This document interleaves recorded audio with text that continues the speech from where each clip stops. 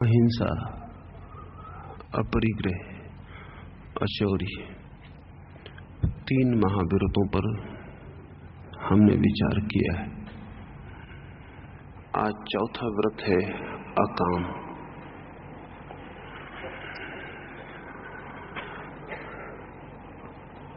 काम मनुष्य की सर्वाधिक महत्वपूर्ण ऊर्जा का नाम है।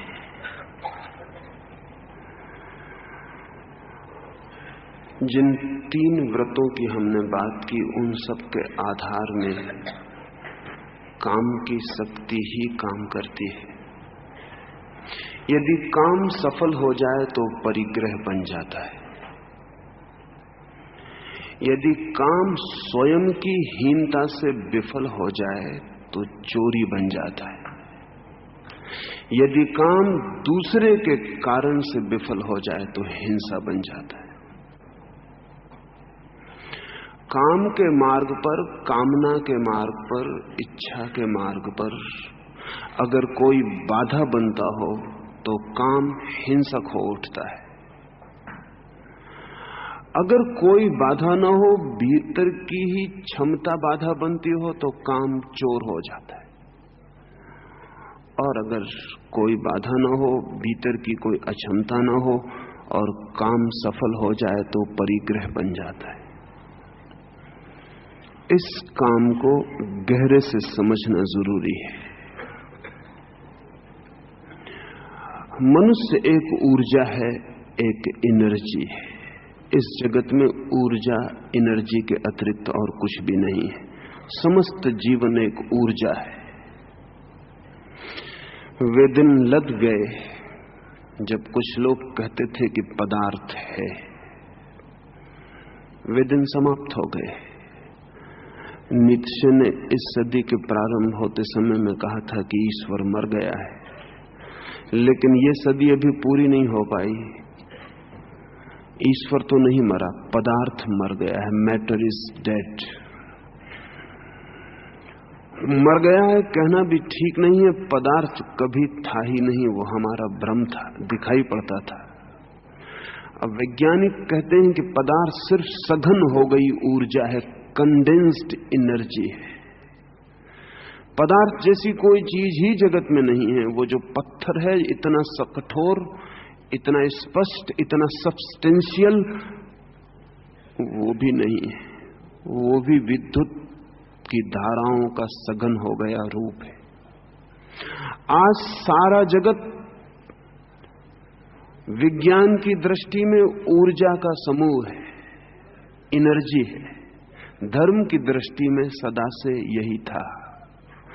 धर्म उस शक्ति को परमात्मा का नाम देता था, विज्ञान उस शक्ति को अभी एनर्जी, शक्ति मात्र ही कह रहा है।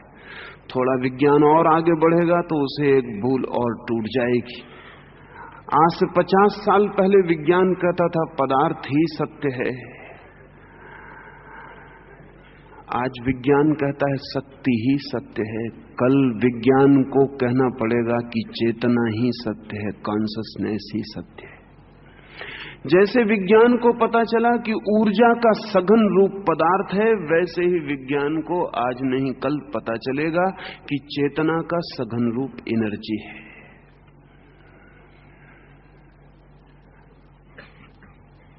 ये जो ऊर्जा है जीवन की, प्रत्येक व्यक्ति भी इसी ऊर्जा का स्फुलिंग है, इसी ऊर्जा का एक छोटा सा रूप है। आप भी, मैं भी, सब। ये ऊर्जा, ये शक्ति अगर बाहर की तरफ बहे तो काम बन जाती है, वासना बन जाती है।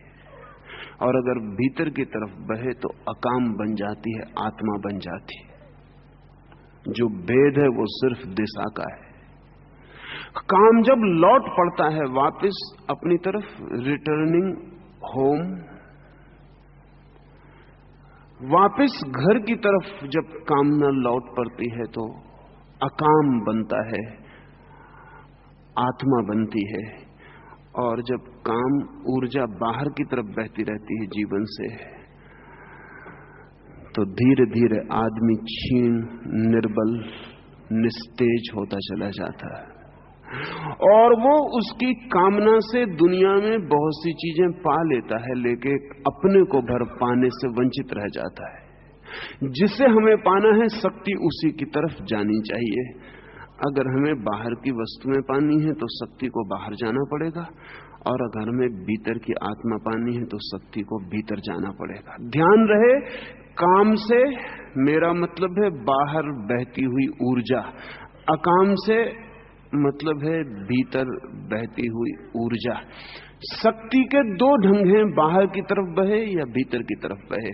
जब बाहर की तरफ बहती है तो व्यक्ति और सब पा सकता है, सिर्फ स्वयं को खो देता है, और सब पा लेने का भी कोई सार नहीं अगर स्वयं खो जाए। सारा जगत भी हम पा लें तो भी कोई सार नहीं अगर उस पाने में मैं ही खो जाऊं। अगर ऊर्जा भीतर की तरफ बहती है तो अकाम बन जाती है। काम का अर्थ ही है कामना, डिजायर, इच्छा। जब भी हम कोई कामना करते हैं तो हमें बाहर की तरफ बहना पड़ता है, क्योंकि इच्छा कहीं बाहर तृप्ति की आशा बन जाती है। कुछ पाने को है बाहर तो हमें बाहर की तरफ बहना पड़ता है। हम सब बाहर बहते हुए लोग हैं, हम सब कामनाएं हैं। We are desires. 24 घंटे हम बाहर की तरफ बह रहे हैं। किसी को धन पाना है, किसी को यश पाना है, किसी को प्रेम पाना है, और बड़ा आश्चर्य तो यह है कि अगर किसी को परमात्मा भी पाना है तो भी वो बाहर की तरफ ही बहे चला जाता है। वो सोचता है कहीं आकाश में परमात्मा बैठा है। किसी को मोक्ष पाना है तो वो भी सोचता है कहीं ऊपर मोक्ष है, वो पाना है। धर्म का बाहर से कोई भी संबंध नहीं, इसलिए जिनके ईश्वर बाहर हो वो ठीक से समझ लें कि उनका धर्म से कोई नाता नहीं है। जिनका मोक्ष बाहर हो वो ठीक से समझ लें कि वो धार्मिक नहीं है। जिनके पाने की कोई भी चीज बाहर हो वो समझ लें कि वो कामी है। सिर्फ एक ही स्थिति में काम से मुक्ति होती है, और वो ये कि हम भीतर बहना शुरू हो जाए। बाहर कोई भी ऑब्जेक्ट, बाहर कोई भी पाने की चीज हमारी ऊर्जा को बाहर की तरफ ले जाती है, और हम धीरे धीरे खाली होते हैं, समाप्त हो जाते हैं। फिर दूसरा जन्म, फिर एक ऊर्जा लेकर पैदा होते हैं, फिर बाहर की तरफ बहते हैं, फिर समाप्त हो जाते हैं। फिर तीसरा जन्म, फिर ऊर्जा लेकर पैदा होते हैं, फिर बाहर की तरफ बहते हैं और समाप्त हो जाते हैं। जन्म के साथ हम शक्ति लेकर आते हैं, मृत्यु के साथ हम शक्ति खोकर वापस लौट जाते हैं। जो व्यक्ति मृत्यु के साथ शक्ति लेकर वापस लौटता है उसे फिर आने की जरूरत नहीं रह जाती। जन्म के साथ सभी शक्ति लेकर आते हैं, मृत्यु के साथ अधिकतम शक्ति खोकर निस्तेज, खाली कारतूस, चले हुए कारतूस, खोल रह गई है, गोली तो जा चुकी है, उस खोल को लेकर वापस लौट जाते हैं। जो व्यक्ति मरते क्षण में भी अपनी पूरी ऊर्जा को बचा के ले जाता है उसे लौटने की जरूरत नहीं पड़ती। जो कबीर की भांति मरते क्षण में कह सकता है, ज्यों की त्यों धर दीनी चदरिया, कुछ खर्च नहीं किया, कुछ खोया नहीं, दौड़े नहीं, चादर संभालो, जैसी दी थी वैसी ही वापस लौटा देते हैं। जो मृत्यु के क्षण में बिना कुछ खोए वैसा ही वापस लौट जाता है जैसा जन्म के क्षण में आया था, उसे वापस जन्म लेने की जरूरत नहीं रह जाती। अकाम जन्म मृत्यु से मुक्ति है, काम बार बार जन्मों में लौट आना है। कारण है, कोई कामना कभी ठीक अर्थों में पूरी नहीं होती, हो नहीं सकती। और जो बाहर की तरफ दौड़ने का आदी हो गया है, जब भी कोई कामना पूरी होने के करीब होती तब तक वो नई कामना बना लेता है, क्योंकि फिर बाहर की तरफ दौड़ेगा कैसे। जिसे बाहर की तरफ दौड़ना ही जिंदगी बन गई है, वो एक इच्छा पूरी हुई नहीं कि दूसरी को जन्मा लेता है, बल्कि एक के पूरे होने के साथ अनेक को जन्मा लेता है। फिर दौड़ना शुरू कर देता है। हम बाहर की तरफ दौड़ती हुई ऊर्जाएं हैं, आउट गोइंग एनर्जीज। इसलिए हम खाली कारतूसों की तरह मर जाते। इसलिए हमारी मृत्यु एक सौंदर्य नहीं हो पाती और हमारी मृत्यु एक अनुभव नहीं बन पाती। हमारी मृत्यु एक दुख, एक निस्तेज पीड़ा, एक नपुंसकता, एक इम्पोर्टेंस बन जाती। हम सब भांति टूट के समाप्त हो जाते। इसलिए मृत्यु में इतनी पीड़ा है। वो पीड़ा मृत्यु की नहीं है, वो पीड़ा निस्तेज खाली हो गए आदमी की है, जो सब भांति रिक्त हो गया, जिसमें अब कुछ भी नहीं बचा, सिर्फ खाली खोल रह गया है। इसलिए मौत दुख देती है, लेकिन मौत भी आनंद दे देती है उसे जो खाली नहीं भरा हुआ है। हम भरे हुए कैसे रह पाएं, इसी सूत्र को समझने के लिए अकाम है। लेकिन अकाम को समझने के पहले काम की समस्त यात्रा समझ लेनी चाहिए। काम किस तरह गति करता है हमारा, हम बाहर की तरफ कैसे बहते हैं, इसे समझ लेना जरूरी है। इसे हम समझ लें तो भीतर की तरफ बहना बड़ी सरल बात है, बड़ी आसान। हजारों लाखों साल से हमें पता है कि पदार्थ अणुओं से बना है, एटम्स से बना है, लेकिन हम अणु को तोड़ नहीं पाए थे। इस सदी में आके हमने अणु को तोड़ लिया। अणु को तोड़ते ही बड़ी चमत्कारीपूर्ण घटना घटी, और वो ये कि एक छोटे से अणु में, हाइड्रोजन के छोटे से अणु में या किसी भी चीज के छोटे से अणु में, जो आंख से दिखाई नहीं पड़ता, इतनी ऊर्जा छिपी थी कि टूटते ही भयंकर शक्ति का जन्म हुआ। एक छोटे से अणु के विस्फोट से हिरोशिमा में 1 लाख लोग तत्काल मृत्यु को उपलब्ध हो गए। एक छोटे से अणु में इतनी ऊर्जा छिपी थी भीतर की, फूट पड़ा तो इतना विस्फोट हुआ। विज्ञान ने अणु को तोड़कर एक बहुत कीमती बात बता दी है, वो ये कि प्रत्येक चीज के भीतर अनंत ऊर्जा छिपी है। अगर टूट जाए तो विस्फोट हो जाता है और सब बाहर बह जाता है, अगर बंद हो जाए। लेकिन हमें कभी पता नहीं था कि बंद अणु में इतनी ऊर्जा छिपी है। विज्ञान ने जो काम किया है, धर्म ने उससे ठीक उल्टा काम बहुत पहले कर लिया है। विज्ञान ने तोड़ा है अणु, धर्म ने जोड़ा था। इसलिए धर्म का नाम है योग।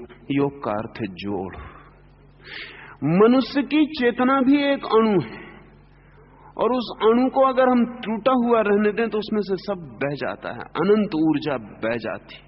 अगर वो अणु जुड़ जाए, बंद हो जाए, एनालिसिस नहीं, विश्लेषण नहीं, टूटे नहीं, सिंथेसिस हो जाए, संश्लिष्ट हो जाए, इंटीग्रेटेड हो जाए, बंद हो जाए, बिंदु बन जाए, अपने में बिंदु हो जाए, सब तरफ से बाहर खोना बंद हो जाए, तो अनंत ऊर्जा भीतर उपलब्ध हो जाती। इस अनंत ऊर्जा की अनुभूति अनंत परमात्मा की अनुभूति है। इस अनंत ऊर्जा का अनुभव अनंत आनंद का अनुभव है। इस अनंत ऊर्जा का अनुभव अनंत वीर्य का अनुभव है। इस अनंत ऊर्जा के अनुभव के बाद फिर कुछ अनुभव करने को शेष नहीं रह जाता है, सब अनुभव हो जाता है। लेकिन समझना चाहिए कि आदमी टूटा हुआ अणु है, चेतना का टूटा हुआ अणु है। उसमें छेद है, जैसे कोई छेद वाली बाल्टी से पानी भरता हो। पानी भरा हुआ दिखाई पड़ता है जब बाल्टी पानी में डूबी होती। जैसे ही पानी बाल्टी के बाहर निकली कि खाली होनी शुरू हो जाती। छेद हैं चारों तरफ, ऊपर तक आते आते सिर्फ पानी के गिरने का शोरगुल भर होता है, पानी आता नहीं, खाली बाल्टी वापस लौट आती। जन्म के क्षण में हम सब ऊर्जा से भरे हुए होते हैं। जब तक जन्म नहीं हुआ तब तक हम भरी बाल्टी होते हैं। जन्म के साथ ही बाल्टी ऊपर उठी कुएं से और गिरना शुरू हुआ। अगर ठीक से समझें तो जन्म के साथ ही हमारा मरना शुरू हो जाता है। हम में से कुछ रिक्त होना, खाली होना शुरू हो जाता है। हम फूटी बाल्टी की तरह खाली होने लगते हैं। जन्म का पहला क्षण मरने की शुरुआत है, खाली होना शुरू हो गया। इसलिए जन्म के पहले क्षण के बाद ही प्रत्येक व्यक्ति मरने के योग्य हो जाता है। कभी भी मर सकता है। अब ये बात दूसरी है कि योग्यता वो कब पूरी करेगा। फिर जीवन भर हम खाली खाली खाली होते चले जाते हैं। थोड़ा बहुत जो जिंदगी में हमें भरेपन का अनुभव होता है वो शायद सुबह जब हम रात के बाद उठते हैं तो थोड़ी देर को लगता है कि कुछ भरे हैं। रात भर में ऊर्जा थोड़ी सी संकलित हो पाती है, क्योंकि इंद्रियों के द्वार बंद हो जाते हैं, आंखें बंद हो जाती हैं, हाथ शिथिल पड़ जाते हैं, कान सुनते नहीं, ओंठ बोलते नहीं, नाक सूंघती नहीं, सब बंद हो जाता है, द्वार बंद हो जाते हैं। इसलिए सुबह एक ताजगी मालूम पड़ती है। वो ताजगी रात थोड़ी सी ऊर्जा के ठहर जाने के कारण पता चल रही। अगर कोई व्यक्ति अपनी पूरे जीवन की ऊर्जा को ठहरा ले तो वो जिस ताजगी का अनुभव करता है उसे हमें कोई भी पता नहीं है, उसका हमें कोई पता नहीं हो सकता। अगर हम अपनी जिंदगी भर की सब सुबह की ताजगी को इकट्ठा जोड़ लें तो भी उससे कुछ पता नहीं चल सकता। अगर एक व्यक्ति की नींद खो जाए तो फिर जीना मुश्किल हो जाता है, क्योंकि वो जो रात थोड़ी ऊर्जा इकट्ठी करता है वो भी बंद हो गया। 15 दिन नींद खो जाए तो आदमी पागल हो जाएगा। 15 दिन भोजन न मिले चल सकता है, 15 दिन नींद न मिले कठिनाई है। अगर कोई बीमार है और सो ना सके तो चिकित्सक पहले फिक्र करता है कि बीमारी को पीछे देख लेंगे, पहले नींद आ जाए, क्योंकि जिस ऊर्जा से बीमारी को ठीक होना है वो संकलित होनी चाहिए, संग्रहित होनी चाहिए, इकट्ठी होनी चाहिए। हम सिर्फ ऊर्जा खो रहे हैं और काम ऊर्जा को खोने की विधि है। काम के बहुत रूप हैं, उसमें सर्वाधिक सघन रूप यौन है। इसलिए धीरे धीरे काम और यौन, काम और सेक्स पर्यायवाची बन गए। भोजन से ऊर्जा मिलती है, नींद से ऊर्जा बचती है, व्यायाम से ऊर्जा जगती है, फिर इस ऊर्जा को हम खर्च करते हैं। इस ऊर्जा का बहुत सा खर्च तो सिर्फ जीवन व्यवस्था में व्यय हो जाता है। इस ऊर्जा का बहुत सा खर्च तो ऊर्जा को कल भी हम पैदा कर सके इसमें खर्च हो जाता है। इस ऊर्जा का बहुत सा खर्च तो ऊर्जा भीतर जाके पैदा हो सके। जब आप भोजन लेते हैं भीतर तो बहुत बड़ा चमत्कार घटित होता है। आप साधारण मृत पदार्थ को भीतर ले जाते हैं और आपकी जीवन ऊर्जा उसे जीवंत बनाती है, नॉन ऑर्गेनिक को ऑर्गेनिक बनाती है, उसमें बहुत ऊर्जा व्यय होती है। भोजन ऊर्जा देता है, लेकिन भोजन को करने और भोजन को खून बनाने में ऊर्जा व्यय होती है। चलते हैं तो ऊर्जा व्यय होती है, बैठते हैं तो ऊर्जा व्यय होती है, सोते हैं तो सोने में भी ऊर्जा व्यय होती है, संग्रहित भी होती है।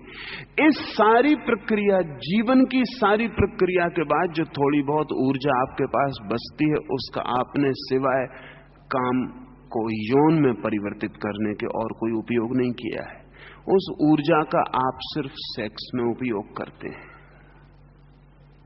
इसलिए ये समझ लेने जैसा है कि सब कुछ करके जो बचता है हमारे पास, उसका हम क्या उपयोग कर रहे हैं। उसका उपयोग अगर सिर्फ सेक्स में हो रहा है तो ध्यान रहे, ये सेक्स सिर्फ रिलीफ है, ये यौन सिर्फ ऊर्जा के भार से मुक्ति है। अब बड़े मजे की बात है, ऊर्जा इकट्ठी करने में 24 घंटे खर्च करते हैं, उसे बचाने के लिए 8 घंटे सोते हैं, खाना कमाने के लिए जिंदगी भर मेहनत करते हैं, और फिर जब ऊर्जा आपके पास आती है तो आप उस ऊर्जा के भार से भारी हो जाते हैं और उसे फेंकने के लिए कोशिश करते हैं। ये वैसा ही है जैसे कोई व्यक्ति दिन भर धन कमाए और सांझ जाके नदी में फेंक आए, क्योंकि दिन भर धन कमाने के लिए पागल रहे, सांझ पाए कि धन थैली को बोझिल कर दिया है और अब बोझ बुरा मालूम पड़ता है तो बोझ से खाली हो ले और नदी में फेंक आए। हम ऊर्जा इकट्ठी करते हैं, पहले ऊर्जा न हो तो उसका श्रम करते हैं, और जब ऊर्जा पास में आ जाए तो ऊर्जा बोझिल हो जाती, बर्डनसम हो जाती, चित्त पर भारी हो जाती, फिर उसको फेंकना पड़ता है। सेक्स ऊर्जा को फेंकने के लिए हम उपयोग में लाते हैं, वो सिर्फ रिलीफ है, उससे फिर हम फिर खाली हो जाते हैं। अब बड़ी एब्सर्ड जिंदगी है आदमी की, कल सुबह उठ के फिर वो ऊर्जा इकट्ठा करने में लगेगा। कल सांझ तक वो फिर ऊर्जा इकट्ठी करेगा, और जब उसके पास ऊर्जा इकट्ठी हो जाएगा तो उसको फिर फेंक के रिलीफ पाएगा।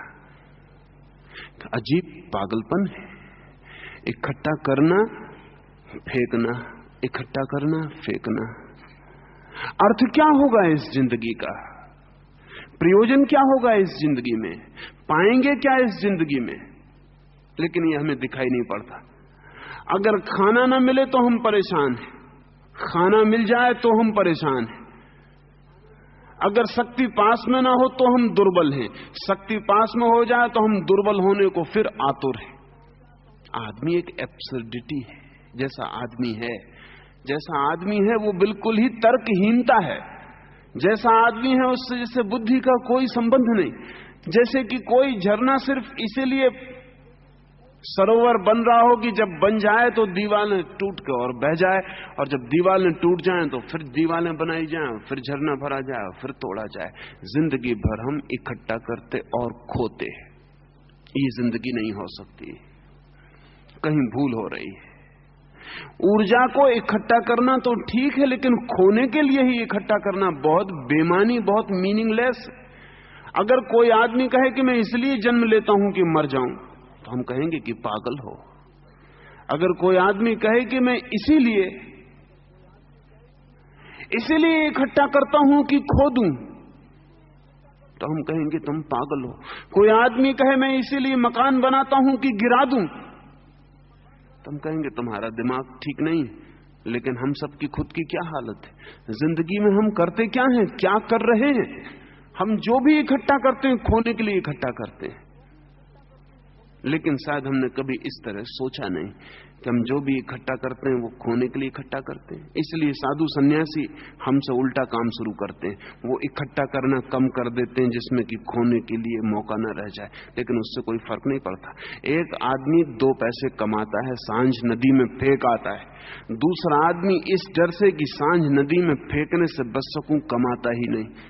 लेकिन सांझ को दोनों एक से दरिद्र होते हैं। फेंकने वाला भी के पास 2 पैसे नहीं होते, जिसने कमाया नहीं उसके पास भी 2 पैसे नहीं होते। ये दोनों दीन होते।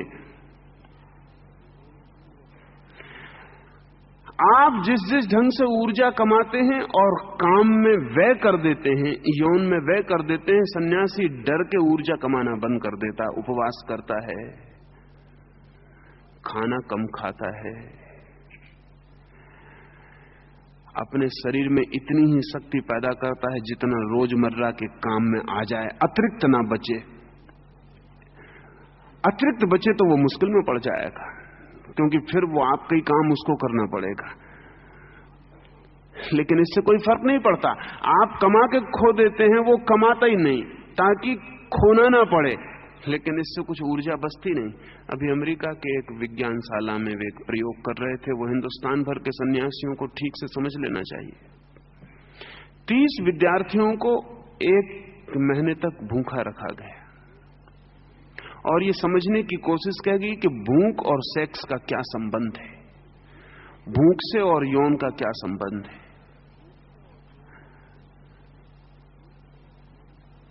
बड़े अद्भुत परिणाम हुए। पहले 7 दिनों में जब उन्हें भूखा रखा गया तो उनकी यौन प्रवृत्ति तीव्र हो गई, उनकी सेक्सुअलिटी बढ़ गई। लेकिन 7 दिन के बाद फिर उनकी यौन प्रवृत्ति कम होती चली गई। 15वें दिन उनके सामने नंगे चित्र भी रखे जाएं स्त्रियों के तो वे उत्सुक ना रहे। किसी भी तरह उनको भड़काया जाए वो को रस ना लें।